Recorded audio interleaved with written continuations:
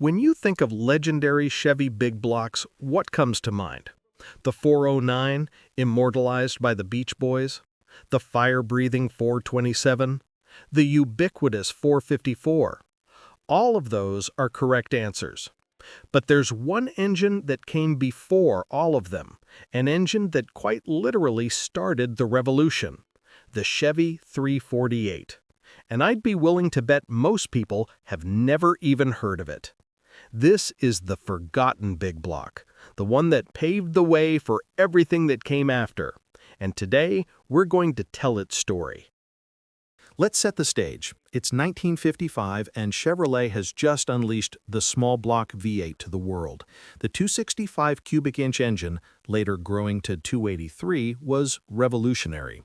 Lightweight, powerful, and relatively compact, it changed everything. By 1957, you could get a fuel-injected 283 that made 1 horsepower per cubic inch. That was absolutely unheard of at the time.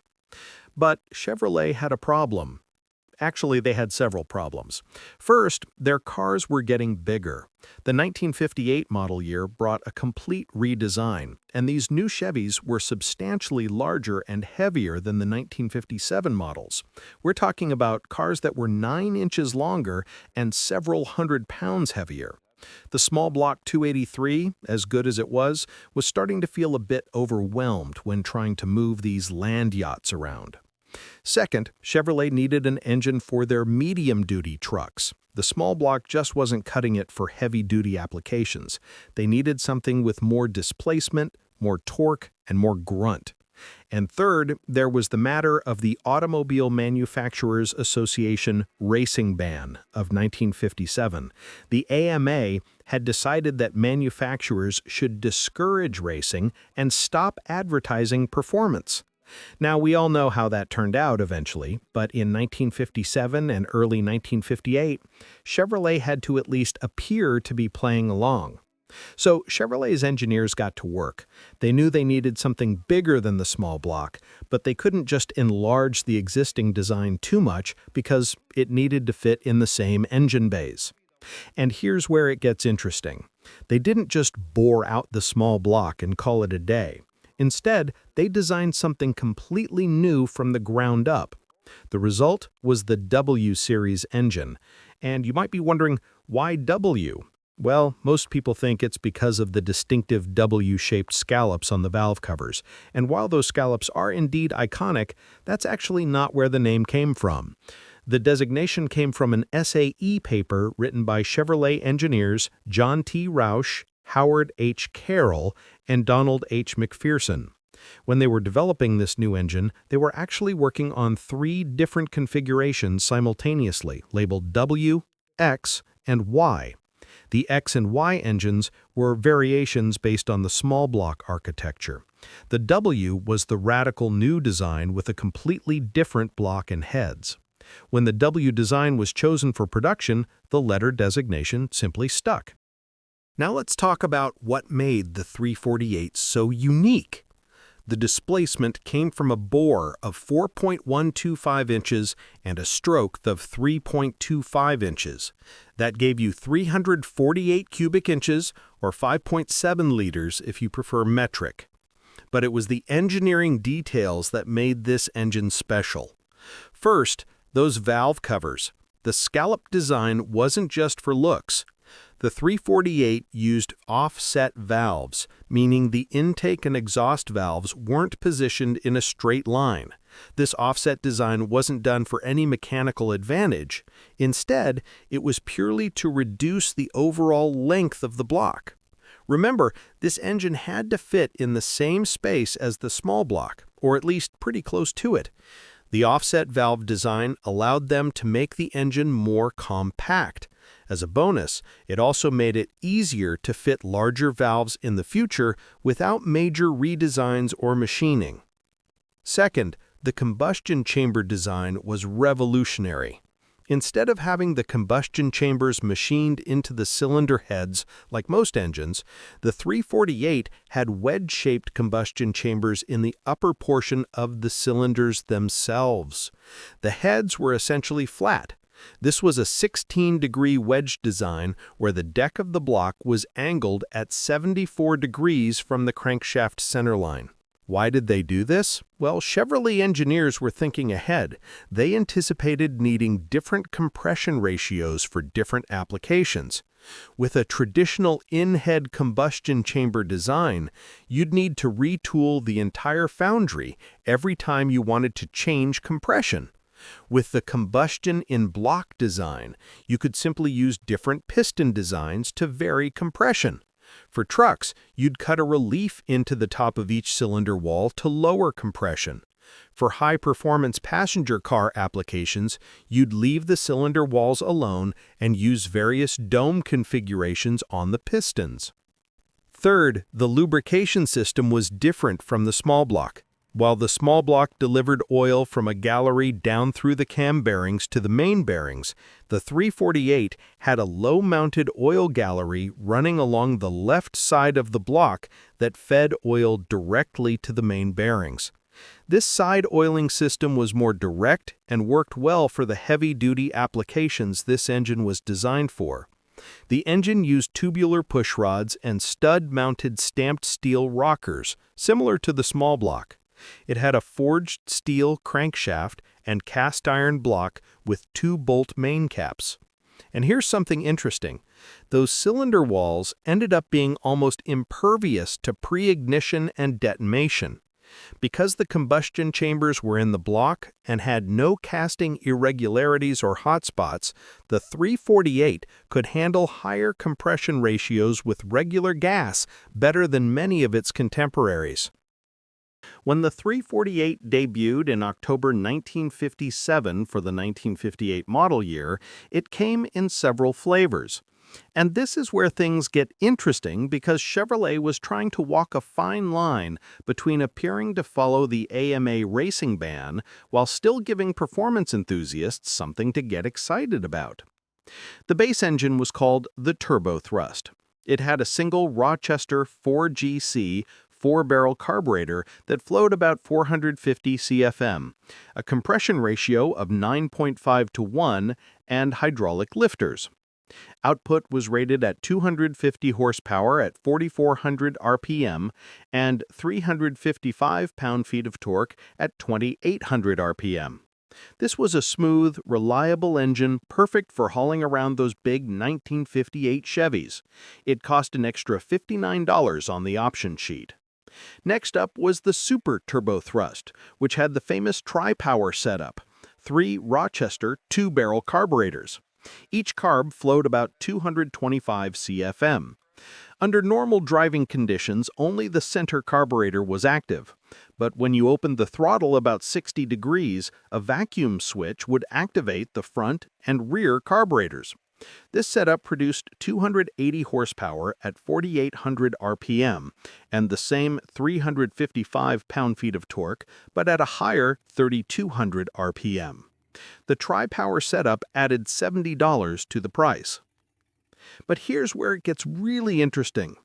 Late in the 1958 model year, Chevrolet introduced what they called the Special Turbo Thrust. This was still a single 4-barrel setup, but with different internal specifications. With 11.0 to 1 compression, it made 305 horsepower. With 11.25 to 1 compression, it bumped up to 320 horsepower. This was Chevrolet starting to test the waters of performance again. Then came the 1959 model year, and dealers across the country were screaming for more power. Other manufacturers were eating Chevrolet's lunch in the performance department, and customers wanted more. So Chevrolet answered with a special police cruiser version of the 348. This engine looked like the 280 horsepower tri-power setup, but it had a solid lifter high-performance camshaft and 11.0 to 1 compression. Power output was rated at 315 horsepower at 5,600 RPM with 356 pound-feet of torque at 3,600 RPM. For 1959 and 1960, the high-compression engines continued to improve. The four-barrel versions made 320 horsepower, and the tri-power versions produced 335 horsepower. In 1961, the final year for the 348 in passenger cars, those numbers climbed to 340 horsepower for the single four-barrel and 350 horsepower for the tri-power version.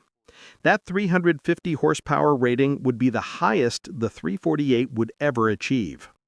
Now let's be honest about performance. These weren't fire-breathing drag-strip monsters in base form. A 1958 Impala with the base 250 horsepower 348 and automatic transmission would do 0 to 60 in about 10 seconds. That was pretty average for 1958. Even the higher output versions weren't exactly setting the world on fire. A well-optioned 315 horsepower 348 with good gearing and positive traction could run 0 to 60 in about 7.2 seconds and covered the quarter mile in the low 15-second range at around 96 to 99 miles per hour. But here's the thing. The 348 was never really intended as a high-performance engine, at least not initially. Chevrolet offered very little hop-up equipment for it. It was designed as a smooth, torquey engine for larger, heavier vehicles.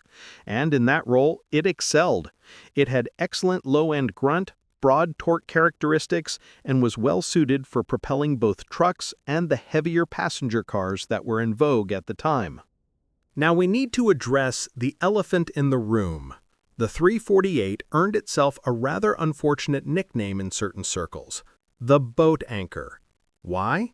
Well, there were several reasons. First, that weight. At 665 pounds, it was substantially heavier than the small block, and performance enthusiasts doing engine swaps weren't thrilled about the extra mass. Second, the hydraulic lifter versions couldn't rev very high. Valve float would set in around 5,400 to 5,500 RPM, which limited top-end power. Third, aftermarket support was limited. Unlike the small block, which had tons of speed parts available, the 348 was largely neglected by the performance aftermarket. But here's where the story gets interesting. That boat anchor reputation was somewhat undeserved, at least from a performance potential standpoint. The problem was that most people simply didn't understand the engine.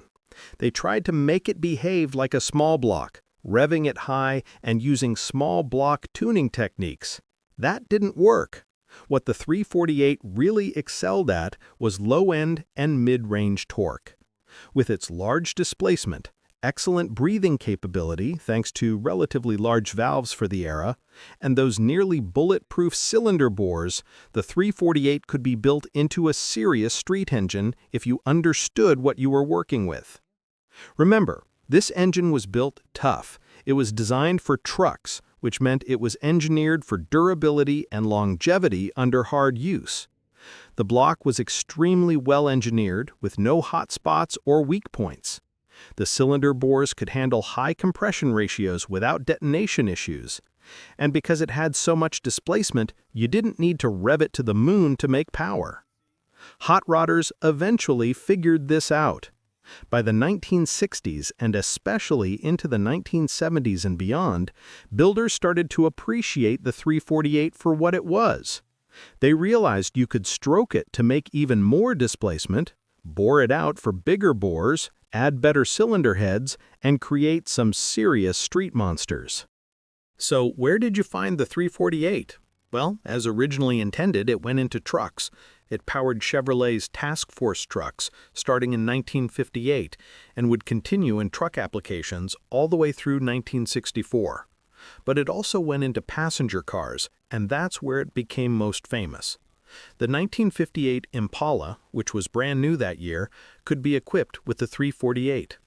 The Impala name, by the way, comes from a sleek South African antelope that can run up to 40 miles per hour while leaping 3 feet off the ground. The idea was that little could catch one. Chevrolet was hoping the same would be true of their new top-of-the-line model. The 348 was also available in the Bel Air, the Biscayne, and the Del Rey.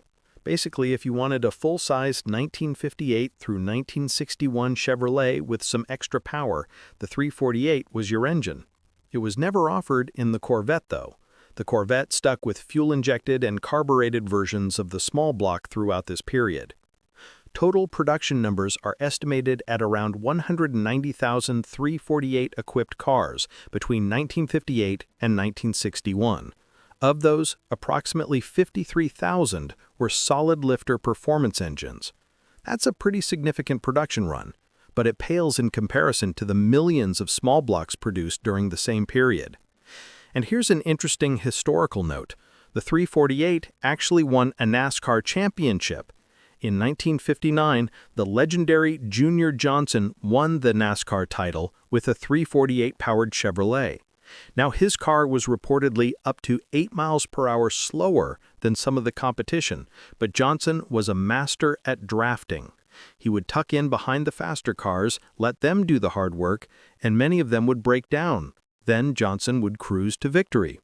It's a testament to the 348's reliability that it could survive a full NASCAR season and take home the championship.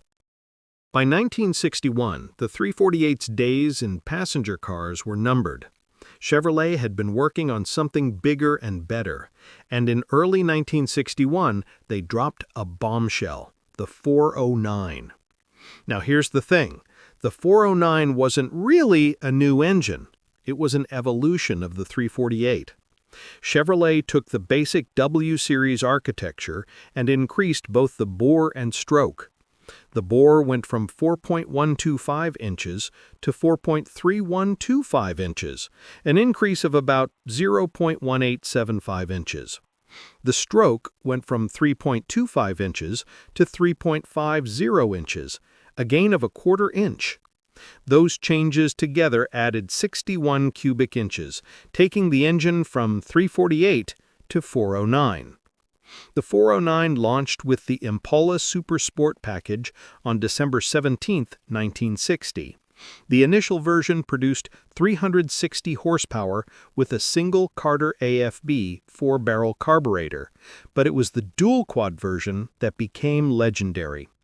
With two 4-barrel carburetors on a special aluminum intake manifold, a forged steel crankshaft, and 11-to-1 compression, it produced 409 horsepower, 1 horsepower per cubic inch.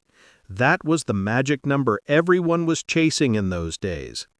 In 1962, the Beach Boys released their hit song, 409, and the engine became an icon of American muscle.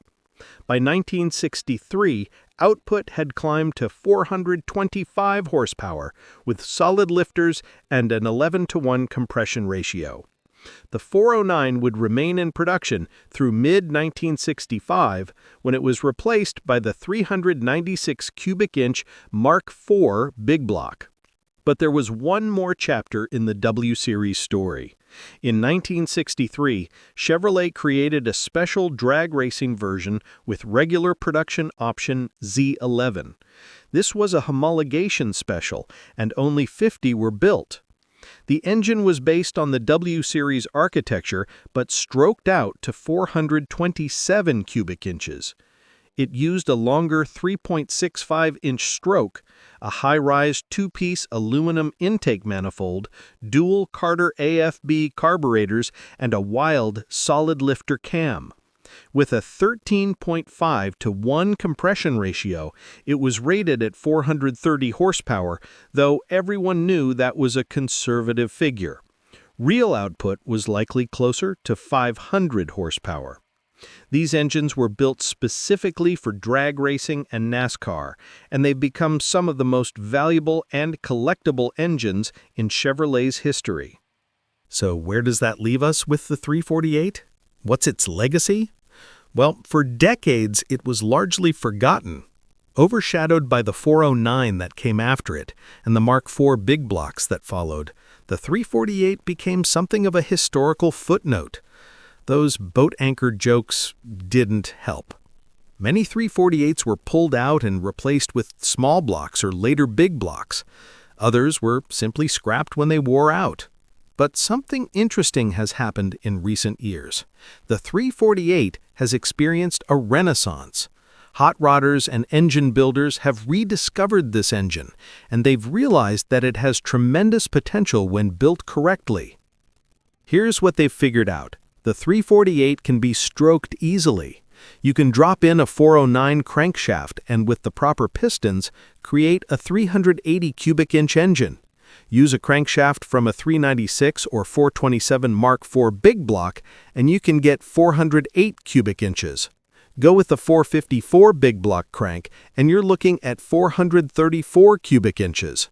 And those are just the basic stroker combinations. With modern machining techniques and aftermarket parts, builders have created 440, 474, and even 480-plus cubic inch monsters out of 348 blocks. The aftermarket has also finally caught up. Companies now make aluminum cylinder heads specifically for the W-Series engines. Reproduction blocks are available from World Products and Bob Waller Racing.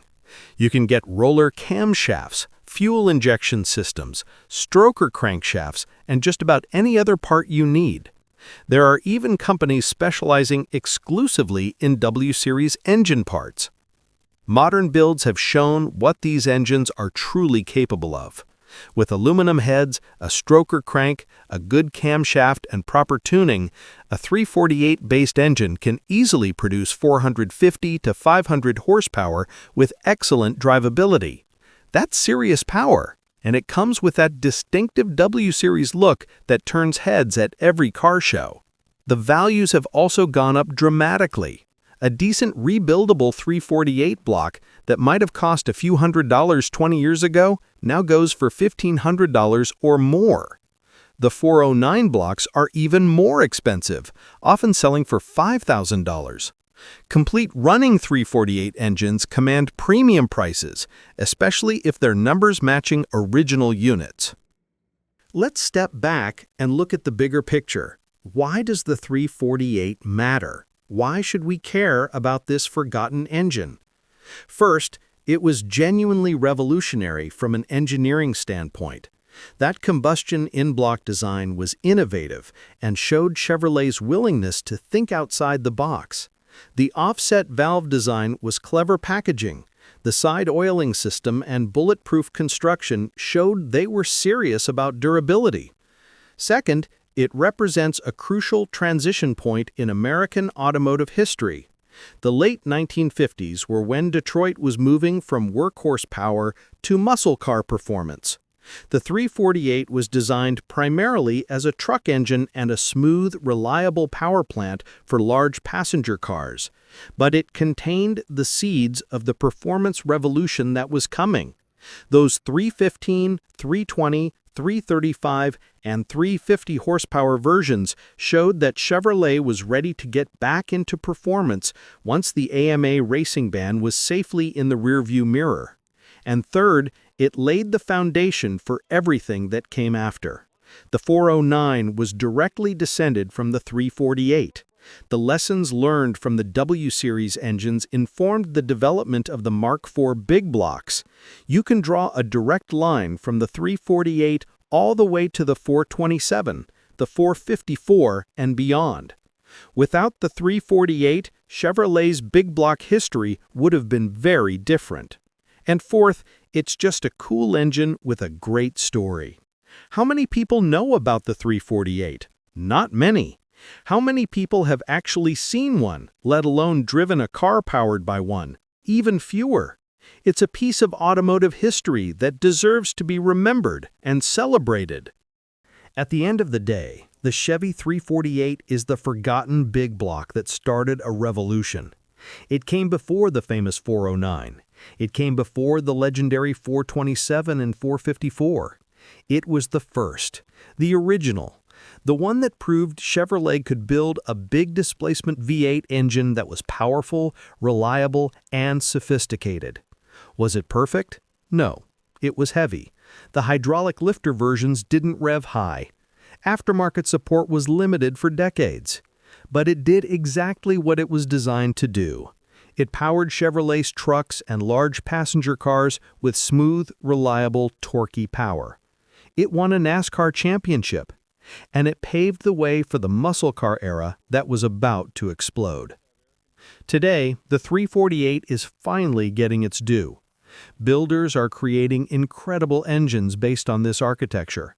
Collectors are seeking out original 348-equipped cars, and enthusiasts are learning to appreciate this engine for what it truly was, a groundbreaking design that deserves its place in automotive history. So the next time someone mentions the 409 or the 427 or the 454, you can smile knowingly and say, "Yeah, but what about the 348?" Because now you know the story of the forgotten big block that started it all. If you enjoyed this deep dive into the Chevy 348, hit that like button and subscribe for more content on classic American engines. Got any 348 stories? Maybe you've driven one, built one, or own one. Drop a comment below. I'd love to hear about it. And if there's another forgotten engine you'd like me to cover, let me know. Thanks for watching, and I'll see you in the next one.